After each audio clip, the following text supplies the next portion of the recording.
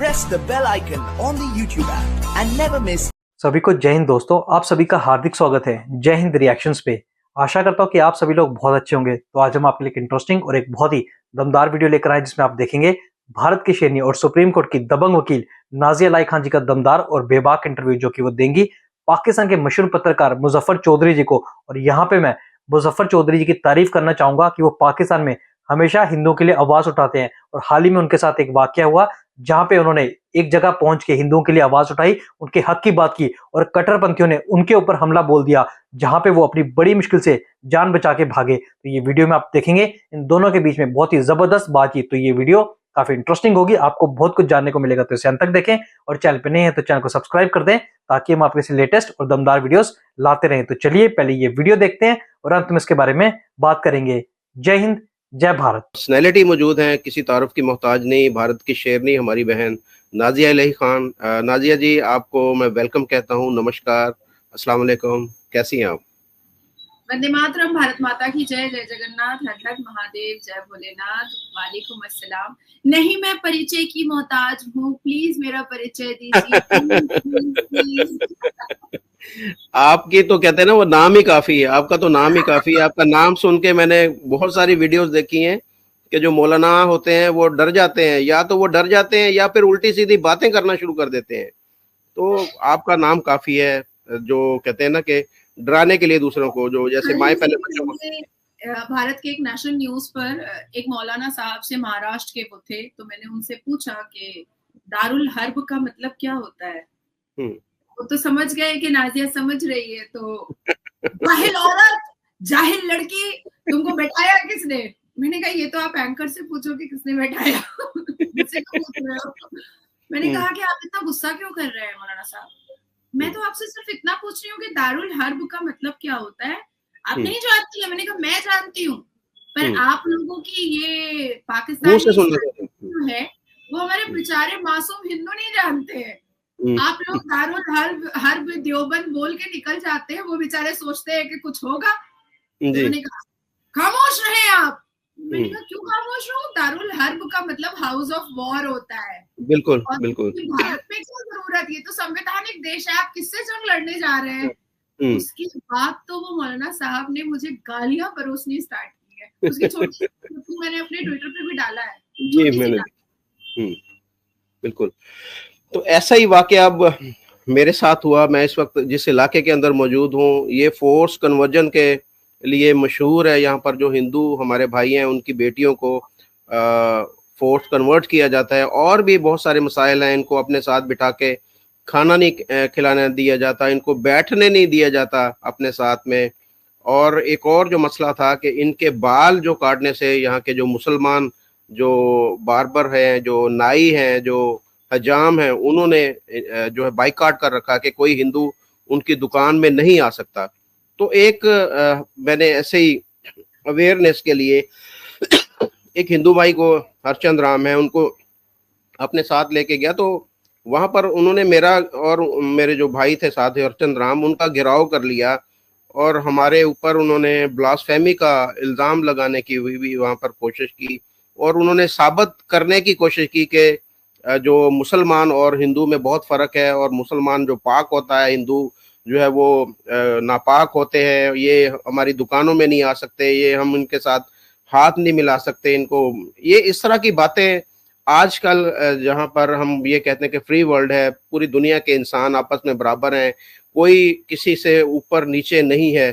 तो पाकिस्तान में अभी भी ये सैकड़ों साल पहले की रिवायात वो अभी तक चलती आ रही हैं, और हिंदुओं को मुसलमानों के बराबर नहीं समझा जाता। तो कैसे ये आप देख रही हैं ये सारा जो हुआ, और बड़ी मुश्किल से हमने अपनी जान बचाई, और बाद में हमने शुक्र अदा किया कि हम अपनी जान बचाकर वहां से भाग निकले और जो महफूज रहे।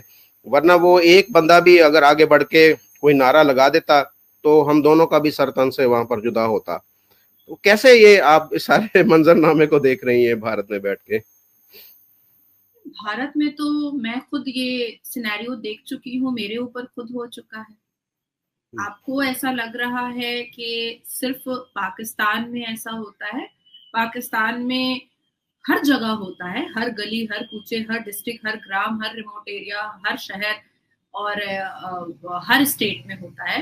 लेकिन हमारे भारत में भी ऐसे बहुत सारे स्टेट हैं जहां पर ये होता है। आप कल ही देखिए बैंगलोर और कर्नाटका में all India Muslim personal law board ने वक्फ बोर्ड को लेकर के जो उसमें अमेंडमेंट होने वाला है उसको लेकर के कहा है कि अब हम कोर्ट पर और अदालत पर अब हम बिल्कुल भी यकीन नहीं करेंगे, अब हम बताएंगे रोड पर उतर करके।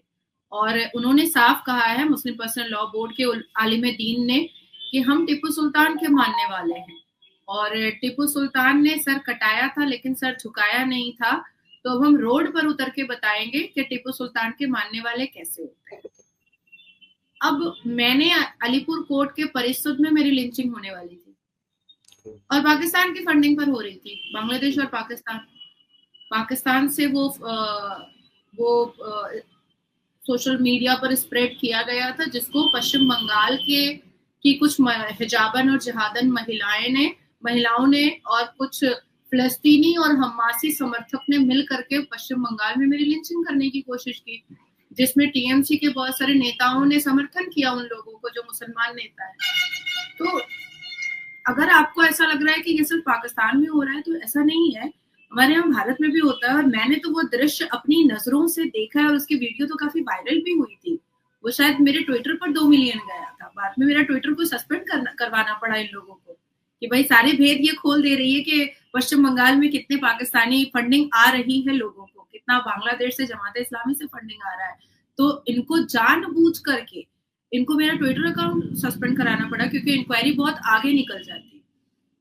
देखिए मुजफ्फर भाई, मैं इसमें शॉक बिल्कुल नहीं होती हूँ। जब भी ऐसी कोई घटना या दुर्घटना होती है तो मैं इसको घटना बोलूंगी, दुर्घटना तो बिल्कुल नहीं बोलूंगी, क्योंकि इंसिडेंट नहीं होता है, ये सोची समझी साजिश होती है।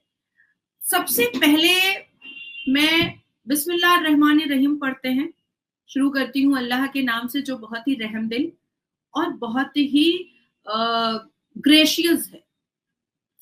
उसके बाद जब हम कुरान का पन्ना खोलते हैं तो हम पढ़ते हैं अलिफ लाम मिम ज़ालिकल किताबु ला रैब फीहि हुदल लिल मुत्तकीना, क्योंकि वहां पर रुकू आता है तो लिल मुत्तकीन पढ़ते हैं, जिसमें ये साफ है कि हमारा गाइडेंस, हमारा सब कुछ अल्लाह है। और अगर पूरी अलम्दो शरीफ हम पढ़ते हैं तो जिसमें साफ लिखा हुआ है कि कुछ लोग हैं जो अल्लाह को मानते हैं पर दिल से नहीं मानते।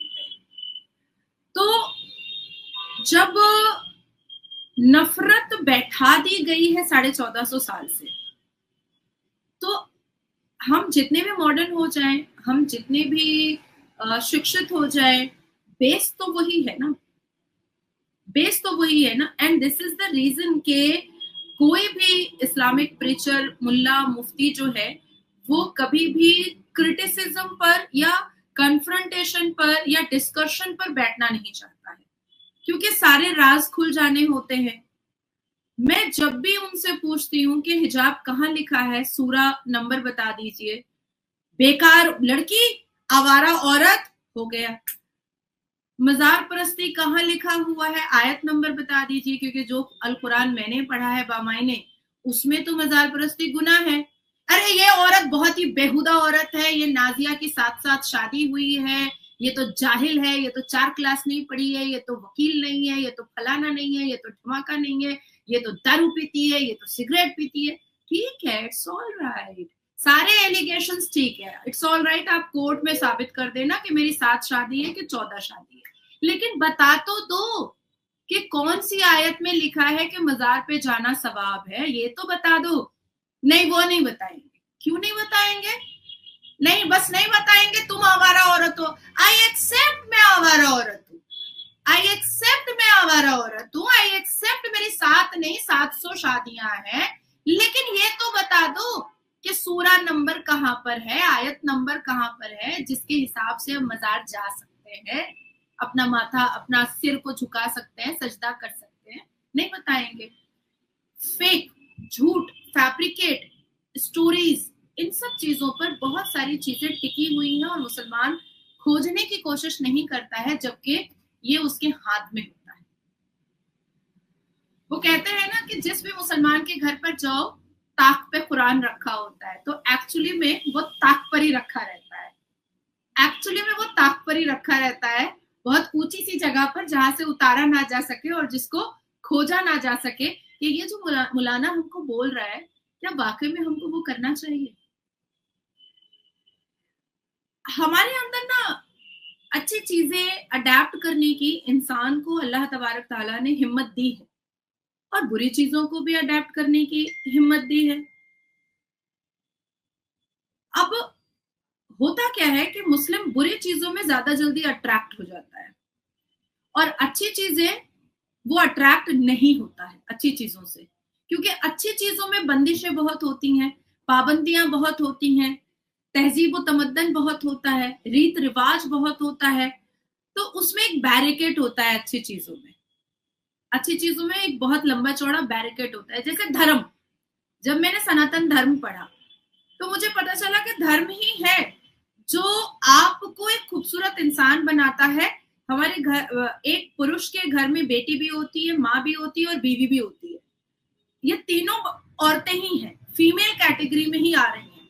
लेकिन एक पुरुष जो है वो माँ को माँ के हिसाब से प्यार करता है, बेटी को बेटी के हिसाब से प्यार करता है, और बीवी को बीवी के हिसाब से वो प्यार देता है। तो ये धर्म ही है जो आपको बैरिकेड बना करके रखा है। लेकिन ये हमारे में नहीं है। हम जिसको बचपन से, हमारा कजन भाई जिसको बचपन से हमको बहन बहन बोल रहा है, बाद में बोलेगा आओ कपड़ा खोलो, निकाह कर लिए, आ जाओ, चलो उतारो कपड़े, चल मनाए हम हनीमून। ठीक है, अब हमारे मजहब में क्या है? अच्छा, खाला मर गई, हाँ बच्चे हैं छोटे, चलो खालू से शादी कर लो। कल तक उसको खालू अब्बा बोल रहे थे, अब खालू अब्बा बोलेंगे हाय हाय, पहले चोली खोले कि पहले लहंगा खोले। दोस्तों, आशा करता हूँ कि वीडियो को आपने अंत तक देखा होगा और हमेशा की तरह मुजफ्फर चौधरी जी और नाजिया खान जी का पूरा डिस्कशन आपको काफी पसंद आया होगा, और इस वीडियो में आपको बहुत कुछ जानने को मिला होगा। तो ये वीडियो अगर आपको अच्छी लगी है, इसे लाइक और शेयर जरूर कर दें, और अपने विचार हमें कमेंट सेक्शन में लिखकर जरूर बताएं। और एक बार फिर चैनल पर नहीं है तो चैनल को सब्सक्राइब कर दें, ताकि हम आपसे लेटेस्ट इंपॉर्टेंट और इंटरेस्टिंग वीडियोस लाते रहें। जय हिंद, जय भारत।